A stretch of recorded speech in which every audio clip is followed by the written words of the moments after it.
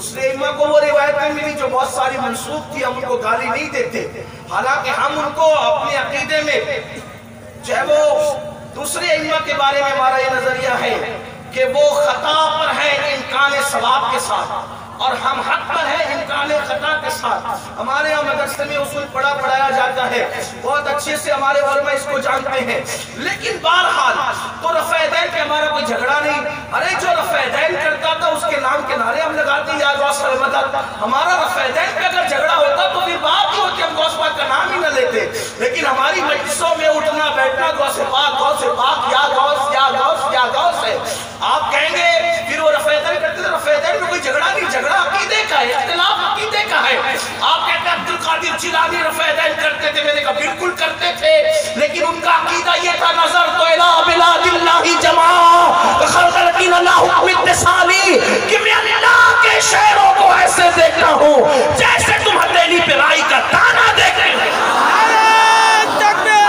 عبدالقادر جیلانی کو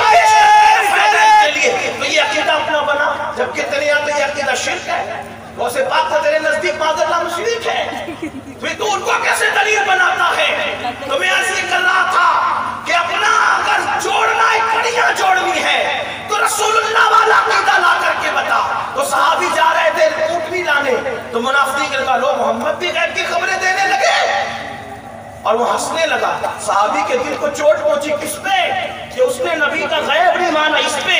اگر آج ہمارے بھی دل دکھتے ہیں نا غیب نہیں ماننے والوں سے، تو یہ ہم اپنی طرز پہ نہیں دل دکھتے، یہ صحابہ کی سنت ہے، ہم سنت صحابہ پہ عمل کر رہے ہیں۔ اور یہ حدیث جو پڑھ رہا ہوں یہ صحاح ستہ سے پڑھ رہا ہوں، جو میں اس کا مفہوم پیش کر رہا ہوں۔ بہرحال وہ گئے، صحابی کتنے ہوشیار تھے، اس سے باعث نہیں کی، گئے اٹھنی لے آئے، اٹھنی کو اسی حالت میں پایا جیسے نبی نے بتایا تھا، اٹھنی کو اسی حالت میں پایا، اور لا کر حضور سے عرض کی آقا وہ آپ کے علم کا مذاق اڑا رہا تھا۔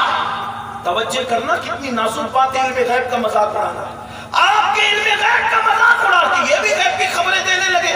حضور نے کہا بلاؤ ان کو، تم نے ایسا کہا، تو اب وہ سہم گئے، ثبوت اتنا پکا تھا کہ انکار نہیں کرتا، نہیں ہم تو صرف مذاق کر رہے تھے، نبی کی ذات مذاق کرنے کے لیے ہم تو صرف مذاق کر رہے تھے کہ محمد بھی غیب کی خبر مذاق کر رہے تھے، نبی کے غیب کا مذاق اڑا کے کہتا ہے مذاق کر رہے تھے۔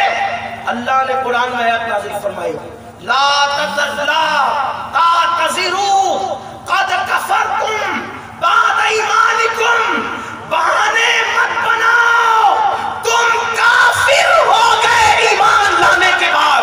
لوگ کہتے ہیں یہ سنی کفر کا فتویٰ دینے میں بڑے جری ہیں، ہم نہیں، اللہ کا قرآن ان پہ فتویٰ دے رہا ہے، قد کفرتم بعد ایمانکم، کہ تم کافر ہو گئے ایمان لانے کے بعد۔ اب مجھے بتاؤ مسلمانوں، جس نے نبی کے غیب کا مذاق اڑایا، قرآن اس کے بارے میں کیا کہہ رہا ہے؟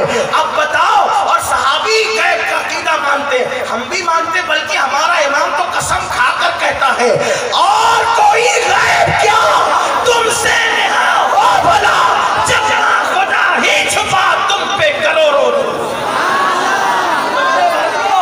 میرے نوجوانوں، میرے بھائیوں، میرے نوجوانوں، توجہ سے سنو، اگر یہ لوگ ٹائٹل دیتے ہیں نا حدیث کا، دھوکہ دے رہے ہیں، ورنہ جو میرے نوجوان، میں ان سے لڑ نہیں رہا ہوں، وہ میرے پیارے ہیں، میرے جوان، جو حدیث کے ٹائٹل پر فدا ہو کر ان کے پیچھے جا رہے ہیں، میں آپ سے کہتا ہوں میرے بھائیوں، ان کا حدیث سے کوئی تعلق ہی نہیں ہے۔ دو تین مثال دیتا ہوں، دیکھو انہوں نے اپنی کتاب میں لکھا کہ کتے کے چمڑے کا مصلی بچھا کر، اگر کتا مر جائے تو کتے کے چمڑے کا مصلی بنا کر نماز پڑھنا جائز ہے۔ میں پوچھتا ہوں اگر اہل حدیث ہو تو بتاؤ کس حدیث میں ہے؟ حدیث المہدی ایک نام کی ان کی کتاب ہے، اس کتاب کے اندر انہوں نے لکھا اگر آدمی زنا کرے، اسی زنا سے بچی پیدا ہو، جو بچی حلال کی نہ ہو، زنا سے خود کے زنا سے جو بچی پیدا ہو اور وہ بچی جوان ہو جائے تو اس کے ساتھ نکاح کرنا حلال ہے۔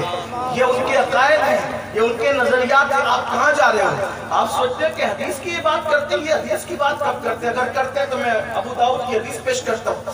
اگر اتنے عامل حدیث ہو نا، حدیث کی بات کرتے ہو، پہلے کہتے ہیں بخاری میں بتاؤ، میں نے کہا رسول اللہ کا کلمہ پڑھا کہ بخاری کا کلمہ پڑھا؟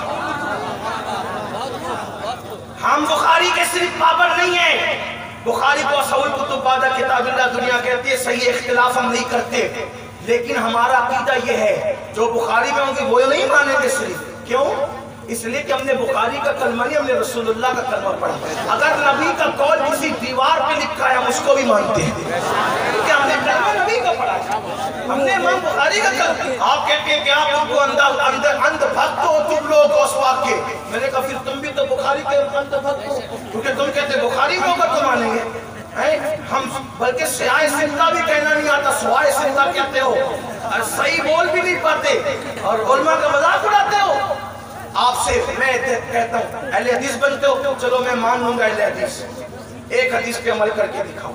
ابو داؤد شریف کی حدیث ہے، بالکل شروع کی حدیث ہے، شروع کی حدیث. حدیث کیا ہے؟ سننا، دھیان سے سننا.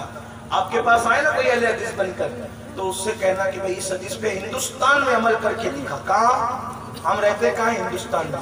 میں اپنے نبی کی سنت پہ ہندوستان میں عمل کر کے دکھا سکتا ہوں کیونکہ اہل سنت. ہاں، ذمہ داری اپنی ہے. اور اگر میں نہیں رہ سکا تو ہمارے علماء یہاں موجود ہیں نا، وہ کریں گے، بات کریں گے. وہ آپ لوگ ذمہ دار ہیں، بات کر سکتے کریں گے. مجھ سے بہت کیے، میں ان کے نزدیک ان کی جوتیاں سیدھی کرنے کا بھی ہوں. انہوں نے مجھے بٹھایا تو بول رہا ہوں صرف، ورنہ یہ لوگ مجھ سے بہت بڑے علم والے محققین ہیں، سب بیٹھے ہوئے. ابو داؤد شریف کی ایک حدیث پڑھتا ہوں. مدینہ منورہ، یہ ہندوستان میں اس پر کوئی اہل حدیث عمل کر کے دکھائے، میں غلامی لکھنے کے لیے تیار ہوں. حدیث کیا سنو. حدیث یہ ہے، میرے آقا فرماتے ہیں کہ جب پیشاب اور پاخانہ کرو، یعنی بیت الخلا کرو، پیشاب پاخانہ کرو، ٹوائلٹ کرو، تو نہ کعبے کی طرف چہرہ کرو نہ کعبے کی طرف پیٹ کرو. حدیث سننا غور سے. حالانکہ میں بہت آسان زبانیں بولنے والا آدمی، طالب علم ہو چکے، لیکن چونکہ بات نکل آئی ہے تو میں بات کر لیتے ہیں. چلیے بات ہی ہو جائے، اسی پہ بات ہو جائے، عنوان پھر کبھی لے لیں. لیکن سنیں، آقا فرماتے ہیں کہ جب استنجا اور بیت الخلا کرو تو نہ کعبے کی طرف چہرہ کرو نہ کعبے کی طرف پیٹ کرو. البتہ اگر تمہیں پیشاب پاخانہ کرنا ہو تو یا تو مشرق کی طرف منہ کر لو یا تو مغرب کی طرف منہ کر لو. دھیان دینا اہل علم کی توجہ.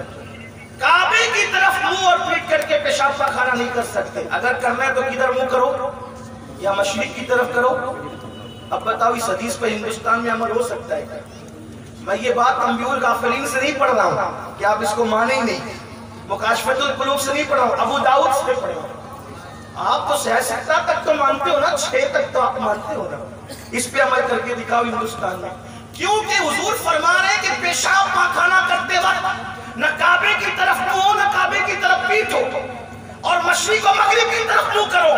تو اگر ہم مشرق کی طرف منہ کرتے تو کعبے کی طرف پیٹ ہو جائے گی، مغرب کی طرف منہ کرتے تو مغرب کی طرف چہرہ ہو جائے گا. تو بولو ہندوستان میں اس پہ عمل ہو سکتا ہے کیا؟ نہیں. یہ حدیث کہاں کے لیے ہے؟ یہ حدیث صرف مدینے والوں کے لیے ہے اور اطراف والوں کے لیے، کیونکہ وہاں کعبۃ اللہ شریف جنوب میں واقع ہے، ہمارے یہاں مغرب میں واقع ہے، ان کے یہاں جنوب میں واقع ہے. اب بتاؤ حضور کی اس حدیث پہ کوئی عمل کر سکتا ہے ہندوستان میں؟ جب عمل کر نہیں سکتا تو پھر وہ اہل حدیث کیسے ہو سکتا ہے؟ لیکن حضور نے کبھی کعبے کی طرف رخ کیا نہیں، پیٹ کی نہیں. یہ سنت ہے، بس اتنی سنت ہم جانتے ہیں. تب نہ ادھر رخ کریں گے نہ پیٹ کریں گے. یہ سنت ہے، اس لیے ہم اہل سنت ہے. تو اب یہ جو قیمتی موتی نکالے جاتے ہیں نا، قیمتی موتی، وہ کون نکال کے لاتا ہے؟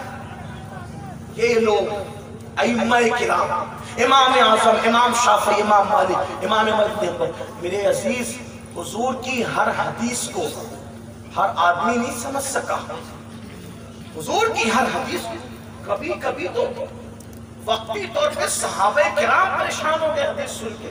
سنیے حدیث، آپ کہتے ہیں ہم حدیث سمجھ سکتے ہیں، حدیث سے مسئلے نکال سکتے ہیں. میرے عزیز، کبھی کبھی وقتی طور پہ جب تک کسی بہت بڑے، ان سے بڑے فقیہ صحابی نے ان کو نہیں سمجھایا، انہیں سمجھ میں نہیں آئی. دیکھیے حضور علیہ السلام خطبہ دے رہے ہیں.